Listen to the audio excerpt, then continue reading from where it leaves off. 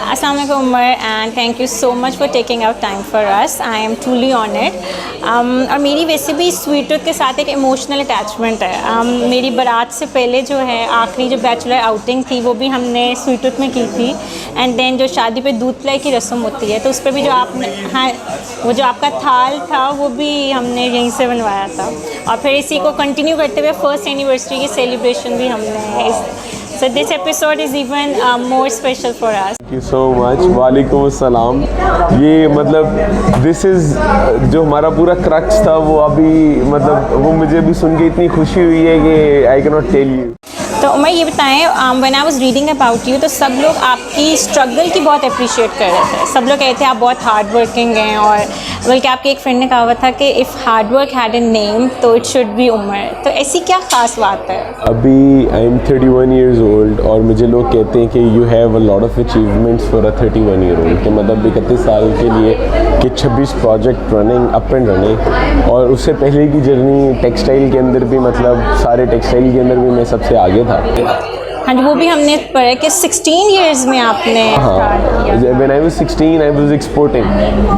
तो वो तो ये कैसे स्टार्ट हुआ? क्योंकि उस एज में तो ऐसे मतलब लोगों को इवन अपने OA लेवल्स के सब्जेक्ट्स में भी कंफ्यूजन होती है. तो हाउ डिड यू, कोई फैमिली से? नहीं, my father was kidnapped and murdered in 93.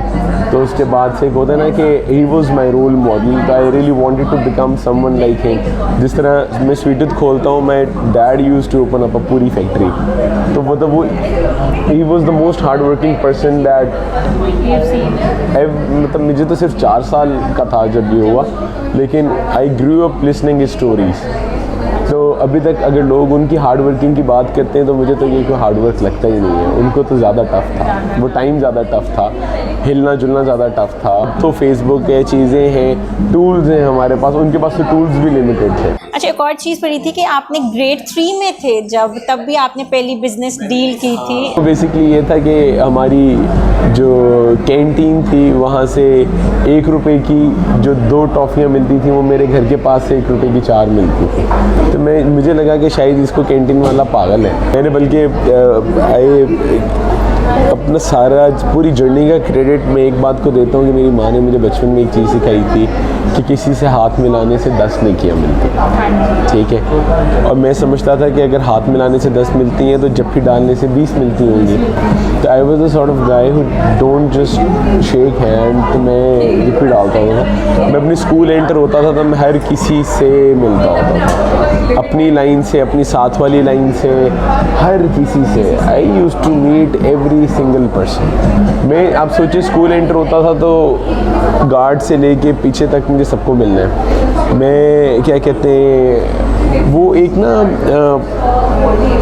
लोगों के साथ वो एक कनेक्ट शुरू हो जाता है. हाँ, फिर उसके बाद मतलब मेरी अभी O लेवल्स जो अपनी स्कूल की दोस्तें हैं वो अभी तक बताती हैं जितनी लड़कियां थी कि छुट्टी के टाइम पे हम तुमसे दूर हो जाते थे क्योंकि तुमने मिलना होता था और सबके पेरेंट्स आते थे मिलने के लिए. तो when did you decide to open Sweet Tooth? मतलब कि आप टेक्सटाइल भी कर रहे थे तो एकदम से रेस्टोरेंट बिजनेस में कैसे आए? टेक्सटाइल में ये मसला हुआ कि आई वाज मतलब ऑन फ्लाइट. मतलब टेक्सटाइल के ऊपर मैं ग्रोथ पे था. 20 स्टिचिंग मशीन से मैं 130 स्टिचिंग मशीन पे चला गया था और मैं US में I was working with the best brands out there.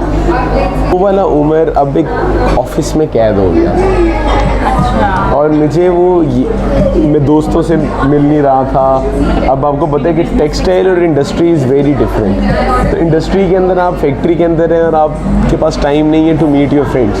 हमेशा शिपमेंट एंड के ऊपर है, आपका क्या कहते हैं वेसल शॉर्ट है, कभी टाइम लाइन्स मीट करनी है, कभी कुछ. तो वो हार्ड वर्किंग तो मैं था, लेकिन मसला ये था कि वो जो उम्र सारा दिन दोस्तों में मिल रहा था, म्यूज़िक इंजॉय कर रहा था, म्यूजिशियंस को मिल रहा था, वो वाला उम्र गायब हो गया था. मैंने फिर उसके बाद एक और ब्रांड शुरू किया था, रिवोल्ट क्लोथिंग में था. ठीक है, that was when I was in my early BDC का फर्स्ट ईयर, और जब रिवोल्ट मैंने लॉन्च किया तो वो बहरहाल उसकी और एक्सपोर्ट के अंदर बहुत फ़र्क था, तो वो मेरी ज़्यादा एनर्जी ड्रेन कर रहा था। तो मैंने रिवोल्ट को बंद किया तो मैंने उस जगह का रेंट और सिक्योरिटी और सब कुछ दिया हुआ था। अब जब वो जगह हम बंद कर रहे थे, रेंट सिक्योरिटी दिया हुआ था, मैंने कहा यार मैं हमेशा फूड में कुछ ट्राई करना चाहता था।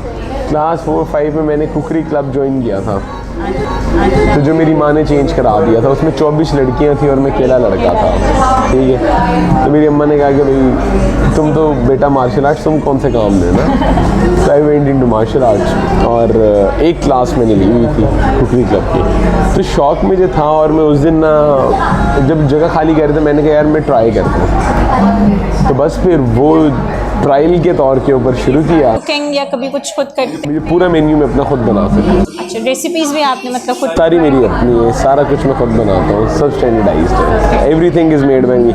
ये नहीं है कि मुझे नहीं पता कि ये कैसे आया। नाम भी आपने खुद ही डिसाइड किया या?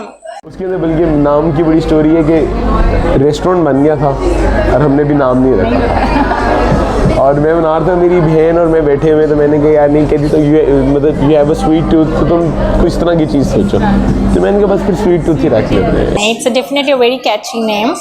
तो अभी आपने कहा कि 26 हैं आपके, तो मतलब 26 प्रोजेक्ट्स कौन से का है? मतलब लाहौर के अंदर हमारे स्वीट टूथ हीरा मंडी, आपका फेस 6 वाला, अभी 2 हमने कोरोना की वजह से बंद भी करने पड़े हैं। फिर अभी मॉल 1 हमने अभी खोल लिया है, और शाही बैठक भी मेरा है। फिर नथिया गली में है, नथिया गली में हमारे 2 प्रोजेक्ट हैं, मरी में हमारे 2 प्रोजेक्ट्स हैं, हमारे रोड साइड कैफ़े है वो भी एक नथिया गली में है, मरी में मरी एक्सप्रेस वे भी है, और कश्मीर पॉइंट के ऊपर भी है। We have in Karimabad, we have one in Attabad lake, फिर हमारी इग्लूज एट अताबाद लेक, फिर भी have a lodging in Karimabad.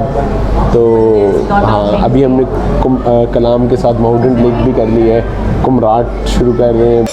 अच्छा, तो इतने मल्टीपल प्रोजेक्ट्स आप साइमल्टेनियसली रन कर रहे हैं, तो what do you think is the मतलब कोई क्वालिटी या टिप जो आपको सब कुछ सक्सेसफुली रन करने में हेल्प कर रहा है? या पहले तो हर अपनी एक्टिविटी के साथ एक नेकी अटैच कर लें, एक आप एक्सेल करेंगे, और दूसरी ये कि स्टैंडर्डाइजेशन। हमारे पास ट्रांसजेंडर्स काम कर रहे हैं, हमारे पास डिसेबल्ड लोग काम कर रहे होते हैं, तो वो भी बरकत डल रही होती है। और जितना आप उसके अंदर चीज़ मतलब आप कॉन्शियस हैं और आपको पता है कि आपके अच्छे करने से।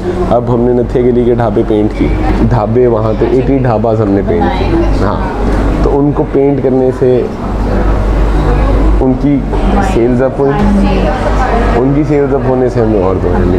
अच्छा, हमारी पिछले एपिसोड में असद शेख थे, फूडीज़ आरएस के ओनर, तो वो बता रहे थे कि रेस्टोरेंट बिजनेस जो है सबसे ज़्यादा चैलेंजिंग है। हाँ, you have to be on your toes, service है ना। स्टैंडर्डाइजेशन सबसे मुश्किल काम होता है। अब बीफ थॉ हुआ है, अगर फ्रीज़ हुआ है, हम क्या करते हैं, हम लोग फ्रीज़ ही नहीं करते, लेकिन अब फ़र्क आता है कि यहाँ पे बीफ है, वहाँ पे याक मीट है, बटर के अंदर कभी नूरपुर का बटर है, बटर कौन सा यूज़ हो रहा है, तो वो मतलब बताएं कि स्वीट टूथ या बाकी भी जितने भी आपके सेटअप्स हैं इस्टेब्लिश करने में सबसे ज़्यादा हेल्प क्या थी? मतलब do you think skills required हैं, या एक फाइनेंशियल सपोर्ट फ्रॉम फैमिली, या हमारी कंट्री में इस तरह के इंसेंटिव्स हैं कि हो सकता है?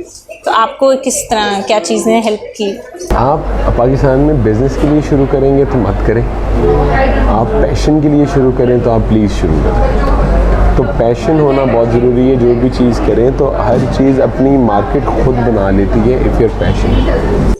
तो अगर if there somebody who is passionate but he is low in capital, तो do you think he can live his dream? I am a strong believer कि फ़ेथ की बहुत ज़्यादा गेम होती है, और आप अगर पैशनेट हैं तो खुद ब खुद ही होगा। अगर आप पूरी नीयत के साथ कुछ करते हैं, मतलब देयर इज़ नो क्वेश्चन कि भाई कोई कहे कि मेरे पास पैसे नहीं है लेकिन मैं करना चाहता हूँ, इसके बाद पैसे हैं इसलिए कर पा रहा है, ऐसे नहीं होता। अच्छा, फूड इंडस्ट्री जो है सबसे ज़्यादा बहुत ज़्यादा कम्पिटिटिव भी हो गई है, तो do you feel threatened? No, it's not competitive. It's there is always room for improvement. There is always something that जो किसी ने नहीं की हुई, जो आपको करनी है। फूड के साथ आप खेल सकते हैं, आप फूड को आर्ट बना सकते हैं, आप उसके साथ बहुत कुछ कर सकते हैं। Or how do you deal with negative reviews? They should be constructive feedback. कोई आपको बताया कि ये चीज़ ऐसी थी, इसको ऐसे होना चाहिए था, इसको ऐसे होना चाहिए था, इसको ये होना चाहिए था, तो वो होना चाहिए। नहीं, जिस तरह सोशल मीडिया अगर आप उसके पॉजिटिव साइड है तो उसका एक ये है कि जिस तरह किसी ने फूड कम्युनिटी पे नेगेटिव रिव्यू डाल दिया। आई से कि it should be constructive. Harmful तो ऑब्वियसली लोग अब जानबूझ के अब इस तरह हमारे साथ ये हुआ था कि there was another ad agency, उन्होंने किसी को हायर करके हमारी जीवन के अंदर मसले निकाल के नेगेटिव रिव्यूज ज़्यादा सारे ब्लॉक करवाए। ठीक है, अब वो अनएथिकल। तो इस पूरी जर्नी में सबसे ज़्यादा चैलेंजिंग पार्ट आपका कौन सा था? मुझे तो मज़ा आया। अच्छा, कुछ भी चैलेंजिंग है? थिंक तो सब चैलेंजिंग था। सबसे ज़्यादा चैलेंजिंग, हम लोग ना बड़े एक्सट्रीमिस्ट हो गए। तो हम लोग अगले को रूम देना और वो चीज़ करना वो नहीं समझते। अभी पिछले दिनों मैंने एक चीज़ लिखी कि मतलब I started off in Olympics. हमारे दोस्त हमें सपोर्ट नहीं कर रहे होते, हमारे दुश्मन हमें सपोर्ट कर रहे हैं। ये तो है। This is very much true. मतलब इवन मे बी मेरी जो ब्लॉगिंग जर्नी आई गेस इतनी फैमिली से सपोर्ट नहीं मिली जितनी बाकी सबसे। और फ्रेंड आपके अपने जो उनसे होते हैं ना, they try pulling you down. वो लोग आपके, मैं हमेशा कहते हैं your customers are not your friends are not your customers, your customers become your best friends. तो हालांकि इस तरह नहीं होना चाहिए हमारे, मतलब इट्स सो डिफरेंट।